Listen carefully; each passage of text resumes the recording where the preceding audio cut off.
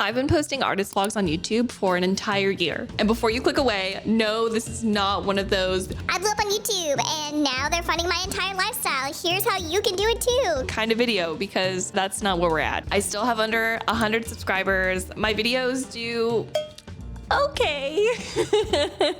In general, it's just a bit slow, but that's fine. To be honest, I wouldn't have it any other way, because the whole point of my first year wasn't to like blow up. It was to just do it. Before I even started, I decided I was going to pick a day and time to regularly post, and I was going to keep to that commitment as much as possible. I'm pretty proud of myself because I only missed that deadline twice, if you count this time, which it's fine. But that's pretty impressive, right? A whole year posting every other week, and I was only late 2 times, and I didn't entirely miss one or skip it. Would I say I'm in love with every single vlog that I've made? No, I don't think so. But YouTube's not the only way that my life has changed in the past year, and that's just gonna make it so maybe not every video turns out exactly the way that I want. For example, I went from working a regular 9 to 5 to being my own boss, learning to be creative again, and balancing that with taking a more active role in managing our day-to-day life because my partner works a lot. I cannot emphasize enough how much he works. Then I started having acid reflux problems, which made it so that I couldn't draw at my desk for like 2 months. Do I still have those problems? Yes, but I am a lot better at managing them, and it's definitely not as bad as it was back then. Then we got a dog. The change from going from no dog to 1 dog is it's a whole can of worms. I feel like you can never be 100% ready for all the things that are going to change in your life when you get a dog. Do I regret it? No, but it was a really big transition, and I feel like even 6 months in, we're still figuring it out. And then the last thing is I started pushing myself out of my comfort zone a lot more in terms of all of this. So it was like posting on YouTube, being active on like Blue Sky and Kara. It's very hard to go from just looking at things and not even clicking buttons to interact, being like, okay, you need to actually make an effort to interact meaningfully online. And also, I really had to start digging into like, what do I want this space to be? What do I want YouTube to become for me? How do I go from starting in art again to eventually having this be a way for me to support myself? We'll get into that a little bit later because I have some ideas. But I'm not gonna talk about it yet. My original plan for 1 year on YouTube was going to be a lot bigger, but I'm gonna be super honest. I have had barely any time or emotional space to think about the vlogs. In the last month, we've been doing a ton of short notice traveling, and then in between short notice travel trips, I got really sick. I don't know if it was a cold or if it was traveler flu or hay fever because it's spring now, but yeah, I was suffering. I wanna say that I'm like 95% better. Little bits of it are still hanging on, but I'm doing much better now. But like before, I could not talk to the camera because I could not stop coughing. It was really bad. But I still wanted to talk about and reflect on my year, so I figured what I could do is I could talk a little bit about things that I've learned as a very slow growth channel, the good parts and the bad parts, as well as at the end, what I've been thinking about lately in terms of next steps for where we're going. So let's get started. Number 1, there is such a thing as over planning your work week, and it can become its own type of procrastination. The first couple months that I was doing this, I was so determined that I was going to nail down exactly what each week was going to look like. Filming week versus posting week. I had it scheduled down to like the half hour, but the actual reality of my life is that I never ended up following these schedules. Maybe it works better for other people, but for me, it makes more sense to know like these things happen around these times on these days. And also, these are the things I would like to do if it makes sense. And then leaving myself some flexibility of like, okay, I think I can kind of wiggle things around here, or I need to move stuff entirely off of the schedule because something is taking way longer than I thought. When I was making these schedules, it would just take so long, but it felt productive. So even though I was losing out on time to make art or do admin or work on the vlog and like editing, it was sort of its own way to procrastinate. If I was feeling anxious or scared about the video or anything in general, like I could make a schedule and then like, I'm like, oh, well, I'm doing work because I'm making a schedule. I do still keep to-do lists, but they're very vague. Unless something is like a full-on scheduled appointment at a very particular time, like I have made a commitment to be somewhere, it's not booked in at a particular time in my week. And often I'm deciding at the end of today what tomorrow is gonna look like. Like I have a vague sense of things I might wanna get done during the week, but I really won't nail down what happens tomorrow until the end of the day. Even maybe the beginning of that day. When I stopped making these schedules too, I realized how much pressure just having these schedules was putting on my brain. I was so much more relaxed. I actually got more done. There weren't these tight time constraints of like, you need to be done with this within this half an hour to start on the next thing. It was just like things get done when they get done, and you will just slide things around and more stuff would get done because I wasn't feeling tons of pressure to finish everything. I know it's like super ironic that I was more productive when I was less structured. In theory, it should be the opposite, but for me, it just doesn't work that way.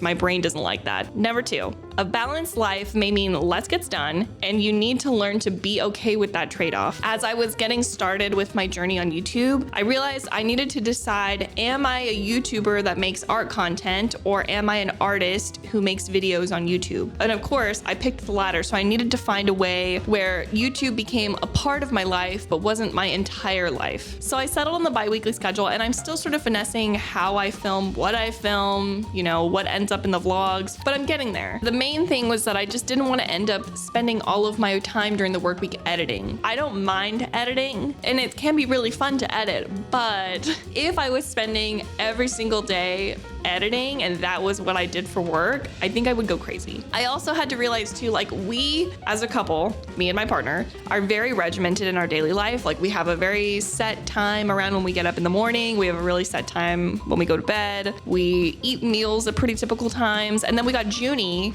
and with Junie, things became even more regimented because it'd be like, we get up at a certain time, things happen for us, things happen for Junie. Junie walks, her bathroom breaks, training, playtime, things like that. Like, so all of our regular tasks expanded in the number of them, which meant that my time to do things like this shrunk. To be honest, even though I have less time in my day to work, I really like the regularity in my schedule. It gets me good sleep on the regular. I eat healthy meals, healthier than I would if I was crunching all the time. It protects my mental health because I have times where I'm just done. I'm just done working for the day. And so what that means is I'm taking care of me as much as I'm doing my work. And that is really important to me. But this also means that I'm not the most prolific artist, and I need to be okay with that. Maybe my projects end up taking a little bit longer because I choose to go to bed rather than staying up late to try to finish things. Maybe I don't have anything new to show every week. And those things can sometimes cause uncomfortable feelings that you have to learn to be okay with. I do sometimes have the thought of, what if I'm not doing enough? And I'm like, I'm doing a lot of things, but I'm also organizing my priorities in a way that I can do all the things that I want to do, but I might not do them in the way that some other people would do them because they are okay sacrificing sleep or having a little more variation in their day. I don't want to do that. I am in the process of ramping up how much time I spend on art versus on other things, like other to-do things, and just sort of reshuffling those priorities and seeing if I can eke out a little more time to work on art, which is great, but it's a process and I'm still figuring out how to do that. I am confident that at some point I'm gonna find my happy medium, and it's gonna feel like I have enough time to do all of this and my art and also live my life. And until then, I'm going to remind myself how valuable a balanced life is. The amount of value that I get from the way that my life is structured right now is immeasurable. I'm living my best life. Or I'm living almost my best life. We're just fine-tuning the little details. I guess this kind of goes along with the other one, but number 3, choosing a long runway can mean working harder emotionally to keep yourself on the runway. Let me explain what I mean. So you may have noticed since I started making YouTube videos that most of my focus has just been make art, do videos. And that was 100% intentional. The reason why I did this is because I went from making basically no art for 3 years of my life, and then suddenly I had all this time to start making YouTube, to get back into art and rediscover my creativity and figure out what the heck this is all gonna be. What is the long-term goal? I didn't have a long-term goal. I was like, I'm just doing this now and I'm just gonna see where it goes. That in and of itself was terrifying in the beginning, and organizing my time back then was really hard. When you go go from having a 9 to 5 where your boss tells you everything that you need to get done and then you just do it. And then at the end of the day, you're just done. That is a whole different life than now where I have to motivate myself. I have to organize my time in order to do things. I need to make the time. I have to push myself to do work. It's very different. And sometimes keeping up the regularity of that motivation takes a lot of emotional work. So that's why I didn't tell myself to do any crazy projects or to jump in, 150%, all these projects and stuff. It was literally just, like I said, make art, do videos. That's it. It's been so good for me to have this long runway to get to this ramp up that I'm sort of trying to motivate myself to do. We're getting there. The flip side of that is that it can be hard to stay motivated. Learning to stay motivated when you are working for yourself essentially is, I feel like, its own skill. It takes a lot of practice. I decided early on I wasn't gonna crunch, I wasn't gonna rush into things, I wasn't gonna push and hustle like crazy. And sometimes things like that, they light a fire under your butt, and they keep you going. If you're always running, then you don't have to learn how to motivate yourself when things are slow. But I think it's important to know how to motivate yourself to keep going when things are slow.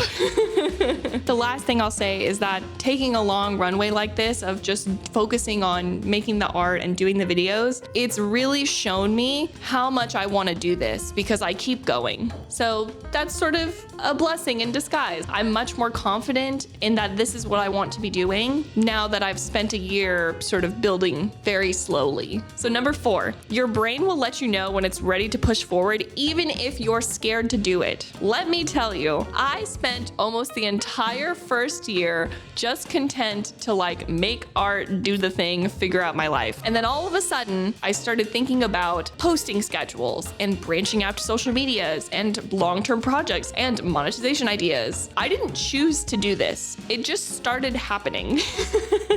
I just sort of let it sit in the back of my head, but I kept thinking about it over a couple of days, and then a couple of days turned into a couple of weeks, and I was like, all right, I can't ignore this anymore. Apparently this doesn't want to go away and it's here to stay, so I might as well start engaging with it. Am I absolutely terrified to grow from here? 100%. I am so scared. I'm scared of everything. Every new step that I take, I just want you to know that if I'm doing something new, I am doing it scared.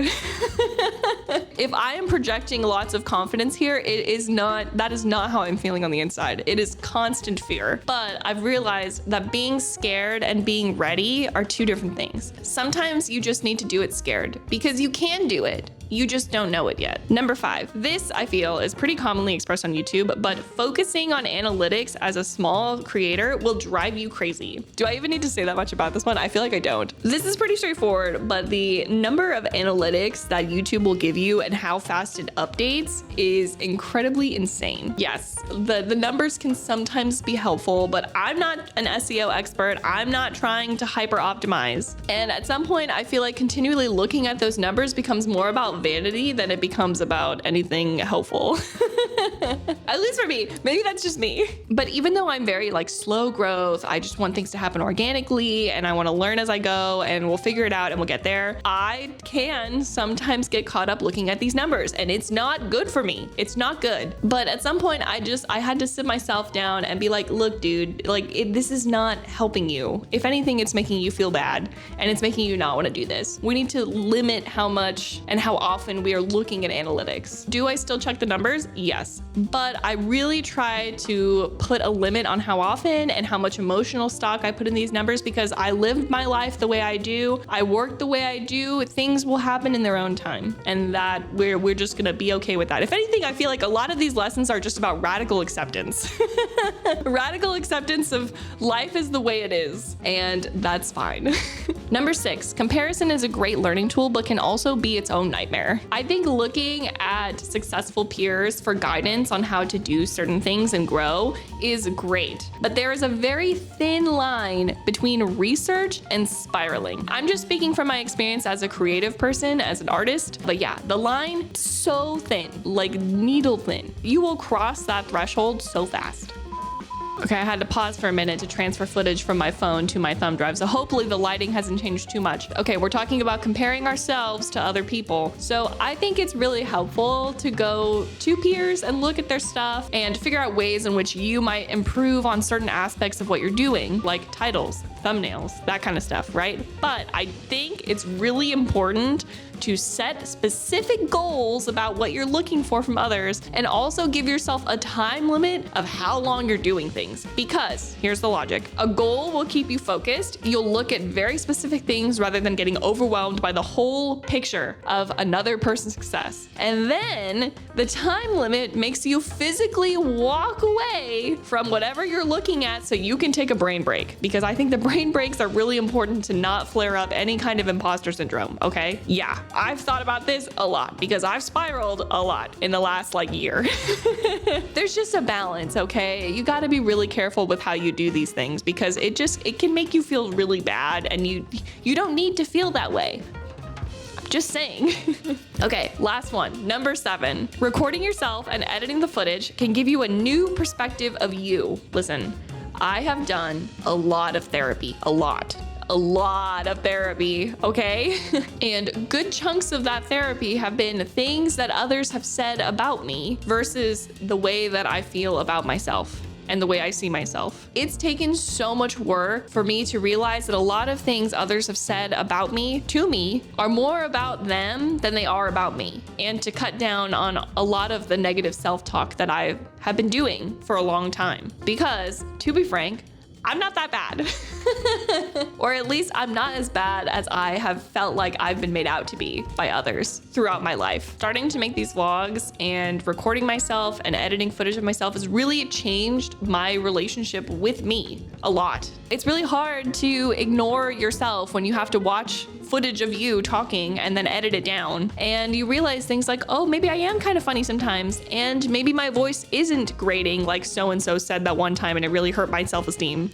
You just can't. You are right in front of your face, and it's like, this is you. For an example, I've had people who have a lot of problems with my nose. I've got the little bump and everything, and I've had people in my life who have hated that. And I'm like, I don't hate that. I think my nose is kind of cute. Just saying.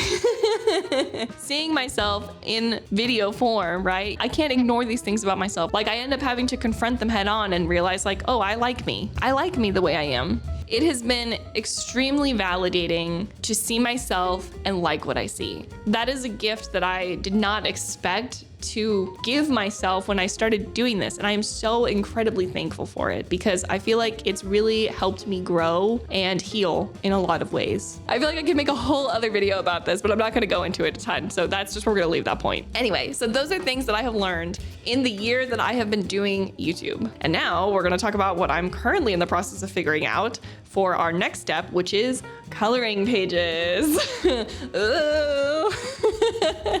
I feel like other creators would get to this point and be like, and I already have them and they're releasing today. But I don't have any, I'm sorry. You know, this is just not that kind of space. So I'm gonna talk to you about what I'm thinking about, and then eventually we will have coloring pages, okay? Also, a disclaimer, I know that the coloring page market is super saturated right now. I see it. I have researched it. I'm still gonna give it a go. Also, it's I just think coloring pages are fun, and come on, color is kind of my thing. I feel like we can all acknowledge here that color is my strongest point. And also, as a bonus, right, for you guys, if the pages are coming from me, you will know 100% that there is no AI involved. We do not like AI here. I don't want it anywhere near any of the stuff that I'm doing, okay? I'm a hater. Sorry. I really just don't even touch AI unless I am absolutely forced to use it by the customer service line of somewhere I'm calling. I won't do it. And Google AI, oftentimes I just sort of scroll right past and I'm like, okay, please give me a primary source for the question that I'm asking. Thank you. Thanks. I feel like that's starting to sound like I'm trying to flex that I don't use AI, but I'm really just trying to emphasize how much I hate AI and I am avoiding it like the plague. So yes, if I am putting out coloring pages, They are made by me. No AI has touched it. They are fully artist designed, okay? Just getting that out of the way. So if one of you guys decides to accuse me of using AI later, I'm gonna get really mad. Okay, not really, but I will be a little disappointed. And if I do use AI sometime, I need you to yell at me because that's not cool and I don't want that and that doesn't align with my values. Okay, cool. We got that. Everybody's on the same page now, right? Cool, great. Let's move on. So, coloring pages. So yes, I'm thinking about coloring pages and how I'd like to package them and how I could make it interactive between all of us together, like how I could participate with you guys with the coloring pages. I have some ideas. It's honestly way more tiny details than I initially thought it was going to be, and I know at some point I'm gonna hash out as much of it as I can, and then I'm just gonna have to leap and figure out the rest of it as I go. And it's gonna be messy, and it'll still be a good time. Just do it scared, right? Do it scared. That's what I'm probably gonna end up doing. What do we do here? We do it scared. Everything I do it 100% terrified. I'm gonna grab my laptop because I have everything written down. I actually scripted this whole thing, so I'm probably cutting out a whole bunch of me going like this and this. I have a list, so I'm gonna read the list and we're gonna talk about it a little bit.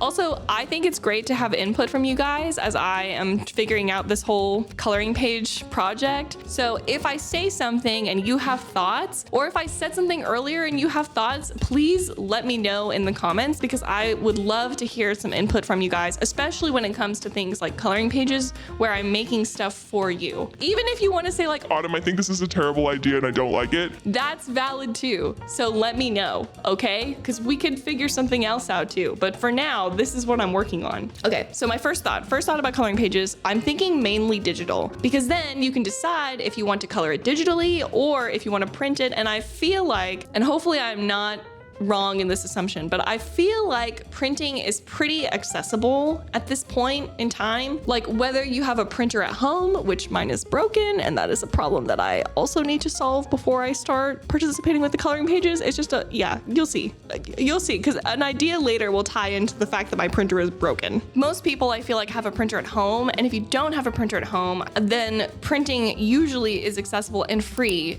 somewhere like the library, like the public library. And I honestly feel like if I could encourage some people to maybe go to their public library if they don't have a printer at home, maybe that wouldn't be such a bad thing. I'm trying to get a library card right now because access to the library for physical books and ebooks and audiobooks, so I can decide what I'd actually like to buy from independent bookstores to have on my shelves. And also, having a library card actually gets you access to a lot of free streaming and other services. So it's a great win-win. Go support your public library. It's really important. And then, so my thought is that the way that I could do it is I have like a set number of pages that would be a whole collection that could be collected into a book, right? So it's like one coloring book. My initial thought for that is maybe like 20 pages, and then I would design 5 pages in a month. And the way that would function would be the overall book would have like a big theme, and then there would be sub-themes for the groups of 5 pages. So every 5 pages would be just a different take on the big theme. Does that make sense? I hope that makes sense. And then, so this is something that I'm kind of trying to figure out. I go back and forth because first of all, my printer's broken, but my thought is the way that we could, interact together around these coloring pages is that I could take one page from each section of 5, right? And then I could either take that fully to finish digitally on my iPad, or I could print it out and do it with my physical medium as like a vlog. Either way, it would become some kind of vlog of like, here, let's color together, or here's the time lapse of me taking this piece from the 5-page section I made this month to finish. I just think that'd be a lot of fun. Let me know what you think. I also could do a version where I just take the coloring page and I color it on my iPad. That is also something I could do. The one problem I have to figure out is that the brushes that I use to line my regular art leave a lot of spots where if you wanted to just drag and drop a color digitally, it would leave, like, it wouldn't work right. So I have to figure out a brush that I would specifically use to design coloring pages, and that's gonna take a little bit of trial and error. The last thing is that I'm leaning towards Etsy for the initial hosting of the coloring pages just because it's easy. And then eventually, I don't think I would like pull them off of Etsy or anything, but maybe expand the different platforms that they are so that more people, like it's accessible for more people if it's in more places. Does that make sense? That's the thought. Let me know what you think. Do we like Etsy? Is Etsy still a thing that we're using? I hope so. I look at it all the time. I do a lot of window shopping on Etsy. Okay, that's basically it. That's everything. I just want to say, whether you've been here from the beginning, you discovered me along the way, or this is your first video, thank you so much for hanging out with with me. This has been just such a fun year. Parts of it were hard, but it's been such a big growth year for me, and I'm really excited to continue doing this for hopefully a really long time. And also expanding into more things. It's so exciting. I'm on a whole new adventure, and I'm turning 30 this year. If you'd like to hang out with me some more, wait until the end of the video because I always put a link to my most recent video at the end in the end card. There's no other way for me to say that doesn't sound as convoluted. If there is, I haven't figured it out yet. We're gonna get there. Or alternatively, you can check out my channel for access to all of my vlogs over the last year, so like 20 something vlogs. It's a lot of content. I don't recommend watching it all at once. I post every 2 weeks on Wednesday at 12 o'clock Eastern, usually. Most of the time. Often. That's the plan. That's the plan when I post, but this month's been kind of hard, okay? So I'm here, and I'm also on Blue Sky and Kara. I'm gonna go with Kara. Okay, all right, I'm done. That's everything. I'll see you guys in 2 weeks. Bye, guys.